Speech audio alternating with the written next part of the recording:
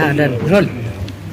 Sir आज triple murder हुआ है, बीती रात हुआ है, क्या मामला है सर और कैसे क्या हुआ? ये जो राम लगन है उम्र लगभग 32 वर्ष है इसकी। ये गोंडा बलरामपुर जनपद का रहने वाला है, जो किराए के मकान पर बिजनौर क्षेत्र में रहता था और ये भी 15 दिन पहले आया था। इसके पहले गौरी में रहता था, गौरी सरोजनी नगर में। ये अपनी पत्नी, इसकी लगभग 7 साल की पत्नी के रूप में रह रहे हैं, 6 साल की बच्ची भी है। इसको संदेह था कि उसकी पत्नी के किसी से अवैध संबंध है और चूँकि वो टेलीफोन से बात करती थी तो ये छिप छिप करके देखता भी था और कई बार इस बात पर इनकी कहासुनी भी हुई, झगड़ा भी हुआ। उसको समझाने का प्रयास भी किया, वो नहीं मानी इसके कथनानुसार। बीच में वो इससे रूठ करके चली भी गई थी, कहीं और रह रही थी। फिर इसने खोजबीन किया तो वो मिल गई, उसको लेके ही आ गया और उसके बाद फिर इसने यहाँ पर बिजनौर क्षेत्र में इसने किराए कमरा 15 तारीख को लिया और वहाँ रह रहा। दिनांक 28/29 की रात में इनका इसी बात को लेके आपस में कहासुनी झगड़ा हुआ। इसके बाद रात में इसने पत्नी के दुपट्टे से ही उसकी हत्या कर दी और उसके बाद अपना बेटा जो उम्र 3 साल है और बेटी उम्र 6 साल पायल, उसको गला दबा करके हत्या कर दिया और हत्या करने के बाद फिर वहीं पर कमरे में रात भर सोया। दिन में अपना घुमा फिरा बाहर रहा, शाम को फिर आया, फिर रात में सोया और आज सुबह ये निकल करके चला गया।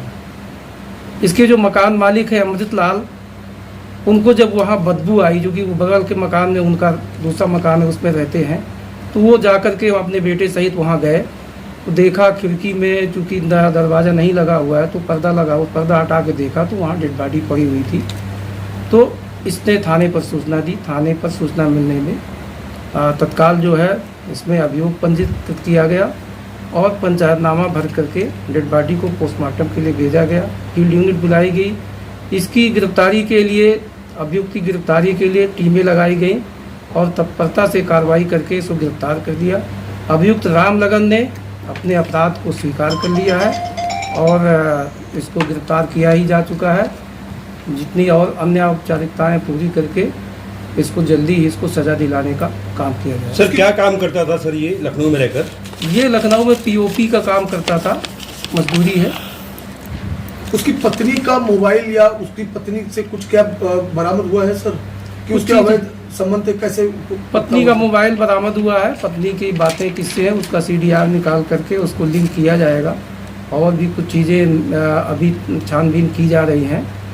जो चीज़ें उसमें मिलेंगी वो सब उस पर लिंक। उसकी पत्नी के क्या घर वाले भी हैं, कुछ कोई है? किसने अपराध को दर्ज कराया? अपराध देखिए, मुकदमा तो मकान मालिक ने दर्ज कराया जो वास्तविकता है और इसके घर वालों का कोई पता नहीं है कि इसके परिवार कहाँ की रहने वाली है, जो कि ये बॉम्बे में मिली थी। बॉम्बे में तब से 7 साल से पत्नी के रूप में रह रहे हैं, 2 बच्चे हैं इसके थे। सर बॉम्बे में किसको मिली थी?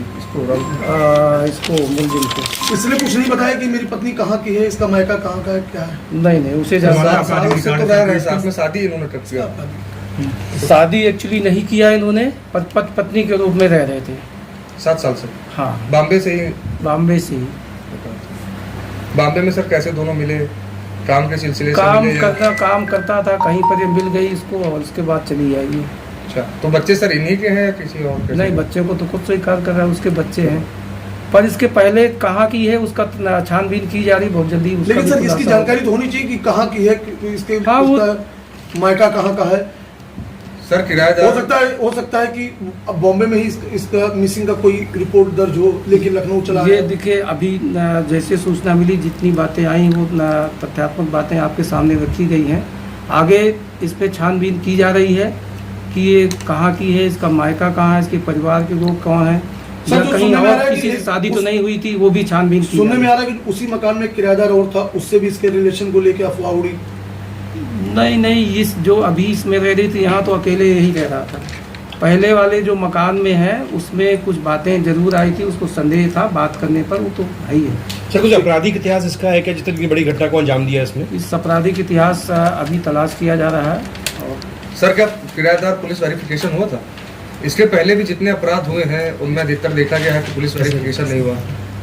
हाँ, ये बात इसके सही- पहले अभी कुछ महीने पहले 2023 में कृष्णानगर थाना क्षेत्र में भी इसी तरह एक हत्या अभी कुछ दिन पूर्व बेल्ट से गला कस के मार दिया गया था, उसका भी इस तरह के टैलेंट जो होते हैं देखिए, अक्सर अपराधी होते हैं। इसका मकान मालिक ने पुलिस वेरिफिकेशन तो नहीं कराया था, लेकिन उसने अपने स्तर पर तस्दीक किया था, जो कि उसने ही पूरा पता होता उसका दिया है, तो इसका मतलब उसने जानकारी की थी पर लेकिन इस सर तरह क्या की- अभियान नहीं चलना चाहिए इस तरह के टैलेंटों के लिए, किराएदारों के लिए?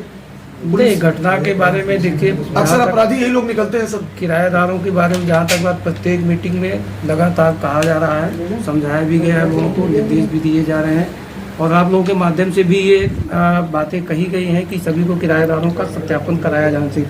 हमारे स्तर पर भी इसकी छानबीन की जा रही है, चेकिंग भी की जा रही है, और चेकिंग के दौरान भी लोगों को आगाह किया जा रहा है कि सभी लोगों को जो भी किराएदार हैं उनको सत्यापन लेकिन कराने सर के ये तो पश्चात हर बार जो यही बात कही जाती है, संबंधित थाना प्रभारी जो है जब हत्या हो जाती है उसके बाद कुछ दिन तो चलता है, उसके बाद फिर ठंडे बस्ते में चला जाता है, क्योंकि ऑलरेडी रोही बाजार में रह रहा था, अगर पुलिस सत्यापन हुआ होता तो क्या है अपराध कहीं ना कहीं कुछ रोही बाजार में भी रह रहा और यहाँ पे भी उसने रूम ले लिया। अभी तक देखिए ऐसा कोई इसका अपराध नहीं मिला है इसके पहले कि इसने कोई अपराध किया है। इसने जो अपराध किया, अपनी पत्नी अपने बच्चों की हत्या की, वो भी संदेह के आधार पर। ठीक सर। ठीक है सर।